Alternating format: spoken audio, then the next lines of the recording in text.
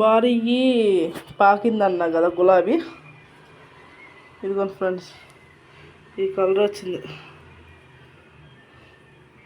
ఇదిగోండి, ఈ కలర్ వచ్చింది. నా వీడియో నచ్చినట్లయితే లైక్ చేసి సబ్స్క్రైబ్ చేసుకున్నారు. అలాగే బెల్ మీద ఆల్ మీద టచ్ చేయండి ఫ్రెండ్స్. నా వీడియోస్ లైవ్ వస్తుంది. అలాగే షేర్ కూడా చేయండి ఫ్రెండ్స్, సపోర్ట్ చేయండి ఫ్రెండ్స్.